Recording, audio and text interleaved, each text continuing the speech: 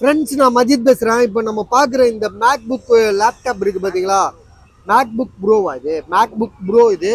So இந்த laptop வந்து பார்த்தீங்கன்னா இப்போ சேல்ஸ்க்காண்டி வந்திருக்கு. இது வந்து பார்த்தீங்கன்னா i7 வந்து பார்த்தீங்கன்னா உங்களுக்கு வந்து 16 GB ரேமு, உங்களுக்கு ஸ்டோரேஜ் வந்து பார்த்தீங்கன்னா 128 GB SSD கொடுத்துருக்காங்க.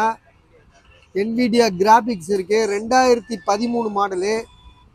உங்களுக்கு வந்து லேட்டஸ்ட் அப்டேட் வந்து போட்டிருக்கு. இதில் அப்டேட் வந்து உங்களுக்கு லேட்டஸ்ட்டு வருதுன்னும் போது நம்ம தாராளமாக வாங்கலாம். இப்போ இந்த பாருங்க, அதுலேயே போட்டிருக்கான் பாருங்க, மேக்புக் பிக் ஷோர்னு போட்டு கீழே வந்து போட்டிருக்கு பார்த்தீங்களா? Latest update 16 GB RAM, 128 GB SSD. Laptop வந்து பார்த்தீங்கன்னா புதுசாக வச்சுருக்காப்புல. துபாயிலேருந்து எடுத்துகிட்டு வந்தது. இந்த லேப்டாப்லாம் வந்து கிடைக்கவே கிடைக்காது. பக்கா ஃப்ரெஷ் பீஸ் இது.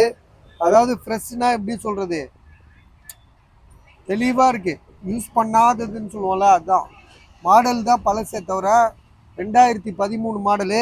லேட்டஸ்ட் அதான் 2013 தான் போட்டிருக்கு. அதில் 2014 மாடல் இது. 2014 அதில் போட்டிருக்கு. எப்படி ஓகே, லேட் 2013நாலே 14 தான் கணக்கு வரும், அது சொல்கிறாப்புல. ஸோ அதனால் வந்து பார்த்தீங்கன்னா உங்களுக்கு 16 GB RAM, 128 GB SSD.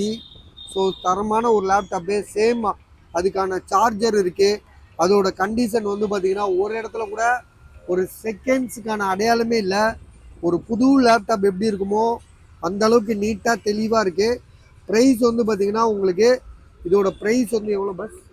23,500. 21,500. 21,500. So யாருக்காவது ஐடியா இருக்கா பாருங்கள். இருந்துச்சுன்னா ஒன்றே கூப்பிடுங்க.